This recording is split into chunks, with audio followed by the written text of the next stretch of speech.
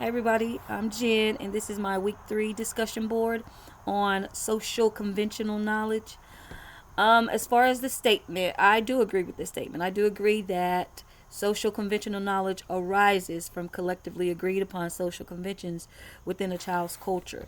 Um, Social conventions, they are the ways that people interact and behave in different settings.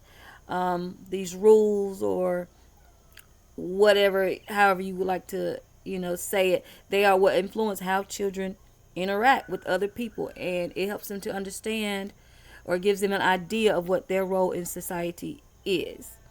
Um, an example that I would be able to provide would be looking back at a lesson in my classroom before. I was doing a science, not science, I'm sorry, a social studies lesson where the topic was conflict resolution.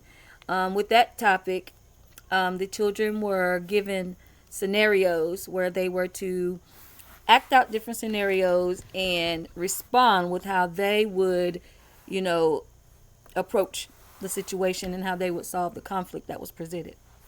In that activity, you were able to see the differences among the kids and what they perceived to be the correct way to handle those conflicts in those social situations. You had some children who were more confrontational and did not shy away or back down from what they felt was, the correct way to solve the problem. Whereas you had other students who were more, you know, avoidant avoiders of the conflict, and they focused on more of the appeasing other people part of the assignment. And even though they may not necessarily agree with how the conflict was resolved, they'd rather allow that to be the solution instead of being confrontational and going against. So it just goes back to show that different cultures, different, you know, people, they have what's acceptable when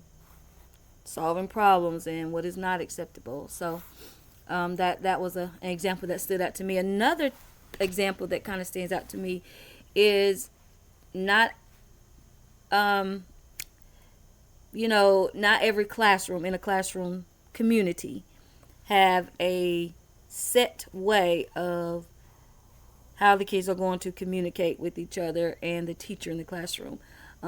Open discussions in my classroom, they are open discussions, but I still have an expectation that children raise their hand and answer or give their opinion or on the topic when it's their turn. Whereas other classrooms, their open discussions are more where the students, they are not um, required to raise their hand. They are to just chime in wherever they seem necessary. And no way is the right way or the wrong way. It's just what is deemed acceptable in that particular classroom environment. And as the children, as they get older and move from the different grade levels in different classrooms, that is another situation that will arise, and they will have to learn to adapt to what has been set as the standard in that classroom, or what is acceptable in that classroom, even though it may not be what they are used to. They have to learn to adapt to